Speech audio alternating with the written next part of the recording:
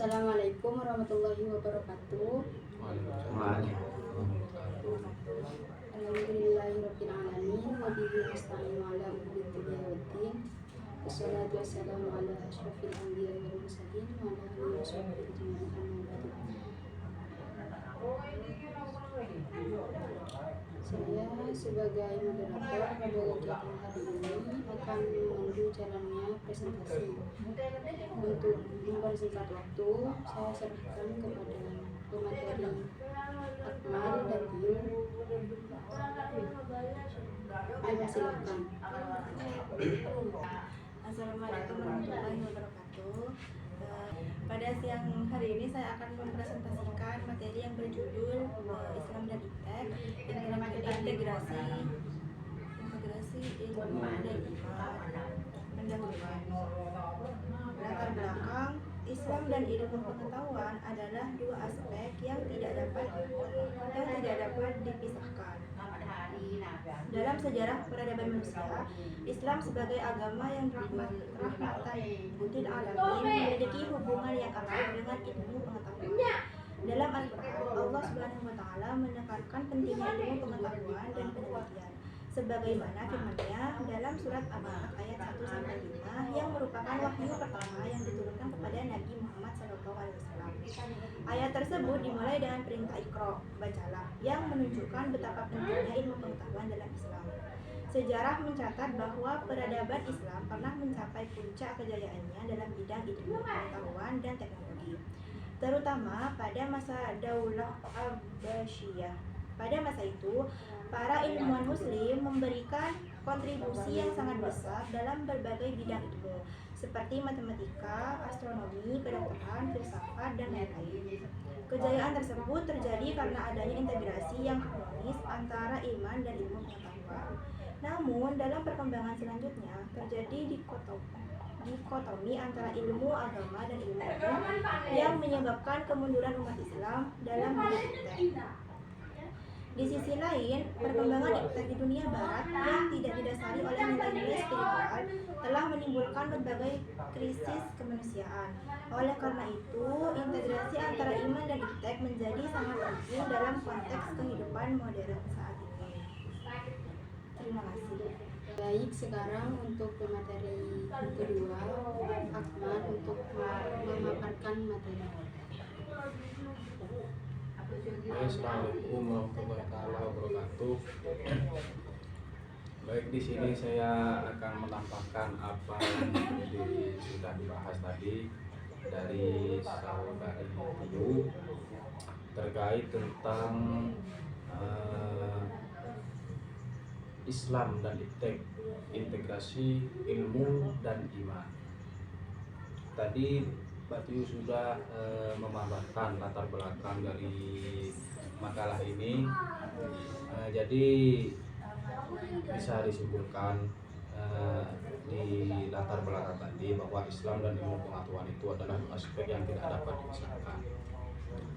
Jadi Islam sebagai agama yang rahmatan lil alamin memiliki hubungan yang erat dengan ilmu pengetahuan. Sebagaimana firman Allah dalam surah Al-Alaq ayat 1-5, di situ ada kata Iqra, artinya bacalah. Sekarang saya akan masuk kepada pembahasan. Pertama, kita akan bahas tentang pengertian ilmu pengetahuan dari Islam. Islam secara etimologis berarti dari kata aslamah yang berarti berserah diri. Secara terminologis, Islam adalah agama yang diturunkan oleh Allah Subhanahu wa Ta'ala kepada Nabi Muhammad melalui perantara malaikat Jibril yang berisi ajaran-ajaran tentang keimanan, ibadah, dan akhlak. Jadi Islam itu merupakan sebuah agama yang diturunkan oleh Allah kepada Nabi Muhammad dan disampaikan kepada umatnya. Di mana Islam ini mencakup beberapa ajaran-ajaran tentang keimanan, ibadah, akhlak, dan lain-lain. Ilmu pengetahuan. Dalam bahasa Arab, ilmu pengetahuan itu disebut dengan al-alim. Adalah proses pencarian kebenaran dan pengetahuan alam semesta dan manusia melalui metode observasi, eksperimen, dan penelitian yang sistematis. Jadi ilmu pengetahuan ini mencakup berbagai bidang, mulai dari ilmu alam, ilmu agama, ilmu sosial, hingga ilmu-ilmu humaniora atau filsafat dan sejarah. Dalam pandangan Islam atau dalam perspektif Islam, ilmu pengetahuan bukan hanya sebatas pengetahuan rasional, tetapi juga mencakup pengetahuan spiritual yang bersumber dari ajaran Allah Subhanahu wa Ta'ala. Jadi ilmu pengetahuan menurut pandangan Islam itu merupakan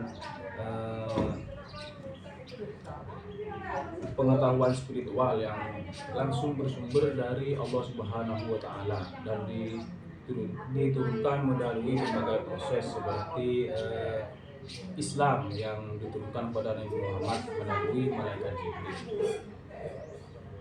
Hubungan Islam dan ilmu pengetahuan. Pertama, dasar-dasar Al-Quran tentang ilmu pengetahuan.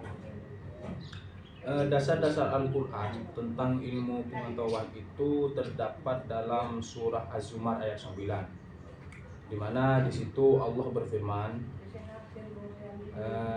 katakanlah, adakah sama orang-orang yang mengetahui dengan orang-orang yang tidak mengetahui?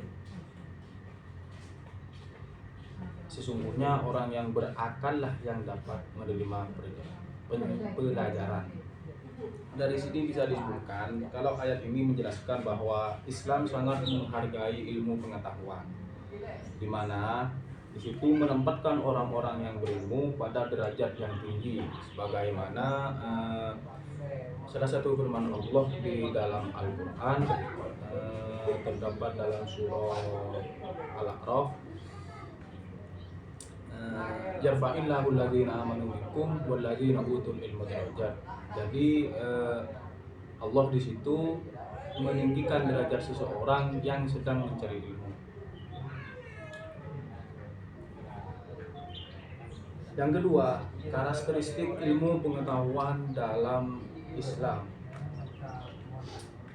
Ilmu pengetahuan dan Islam memiliki beberapa karakteristik khusus yang membedakannya dengan konsep ilmu pengetahuan sekuler.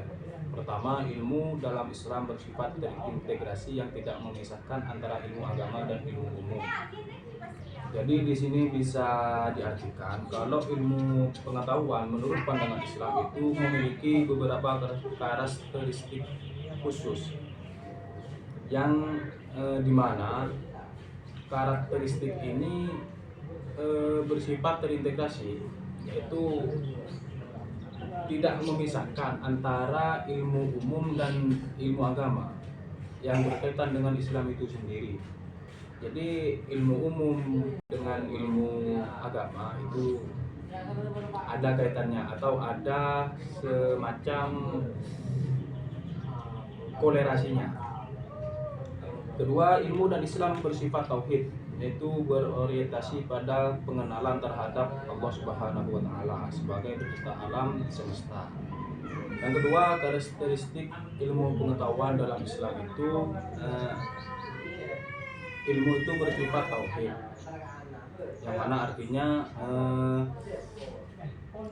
mengajarkan tentang pengetahuan kepada Allah Subhanahu wa Ta'ala sebagai pencipta alam semesta dan mengesahkan Allah Subhanahu wa Ta'ala. Yang ketiga, ilmu dalam Islam bersifat etis, yaitu harus digunakan untuk kebaikan dan kemaslahatan umat manusia. Jadi yang ketiga, karakteristik ilmu menurut pandangan Islam itu harus etis. Artinya apa? Artinya ilmu itu harus digunakan untuk kebaikan. Tidak boleh ilmu itu digunakan dalam hal-hal yang buruk. Seperti yang dijelaskan di kitab Taklimul Muta'allim, Usma Sofa wa Ta'ma Qadaroh, di mana kita harus mengambil kebaikannya dan meninggalkan keburukannya. Yang ketiga, sejarah kejayaan Islam dalam iptek.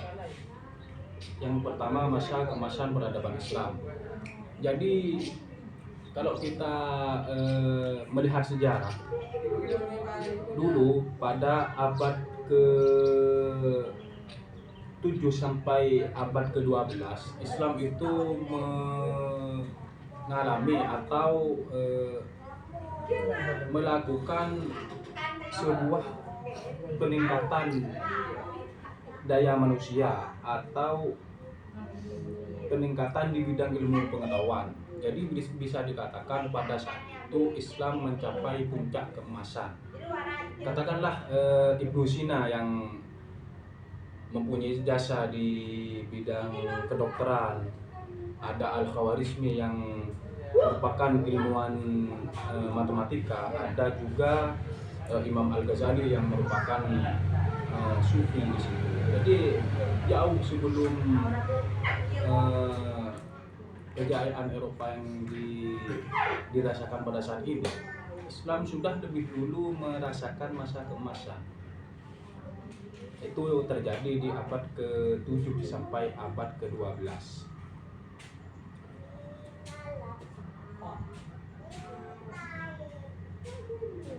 Yang kedua, faktor-faktor kejayaan Islam dalam iptek.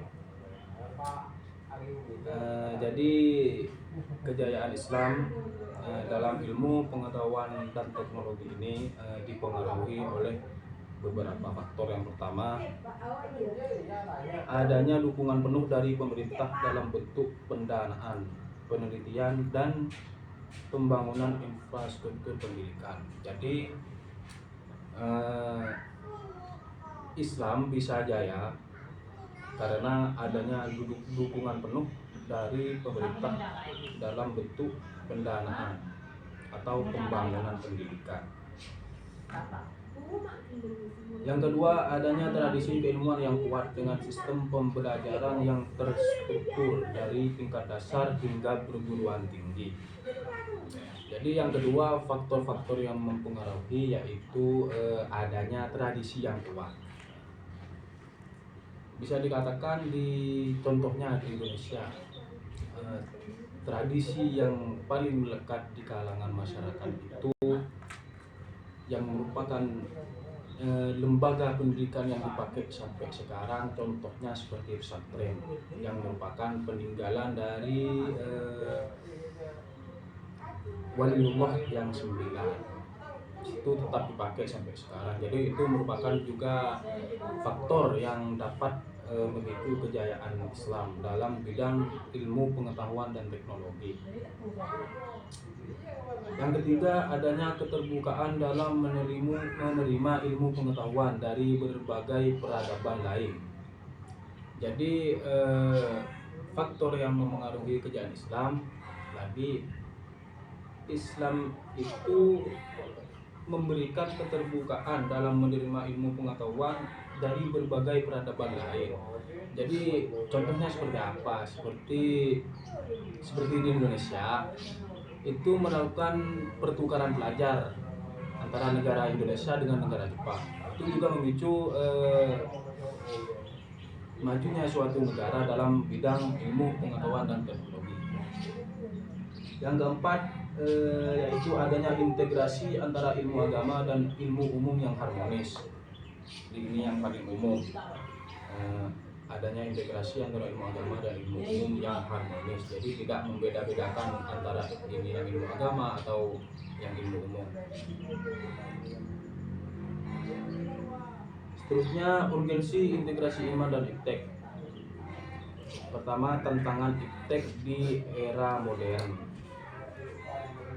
Di era modern ini ilmu pengetahuan dan teknologi sudah berkembang pesat. Jadi kita harus bijak menggunakan iptek atau ilmu pengetahuan dan teknologi dengan baik dan benar. Salah satunya kita harus menggunakan ilmu pengetahuan dan teknologi itu dalam hal kebaikan. Tidak boleh menggunakannya ke dalam hal keburukan.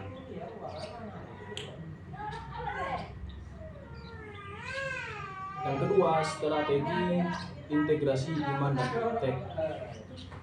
Untuk mewujudkan integrasi iman dan ilmu pengetahuan teknologi diperlukan beberapa strategi. Yang pertama, pengembangan epistemologi Islam yang mampu menjawab tantangan perkembangan iptek modern. Jadi di sini ada pengembangan epistemologi Islam yang mampu menjawab tantangan perkembangan iptek. Contohnya seperti apa?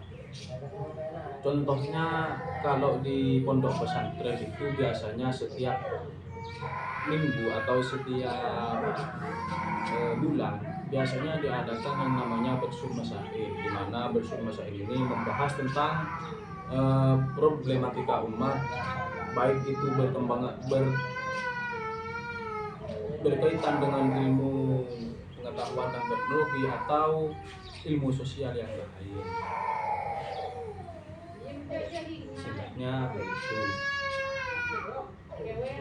Jadi bisa disimpulkan dari pembahasan saya tadi bahwasanya Islam dan ilmu pengetahuan itu memiliki hubungan yang erat.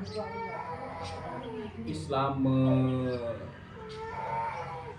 memiliki masa kejayaan dalam ilmu pengetahuan dan ilmu pengetahuan dan teknologi itu pada abad ke-7 sampai abad ke-12 ketika masa Daulah Abbasiyah.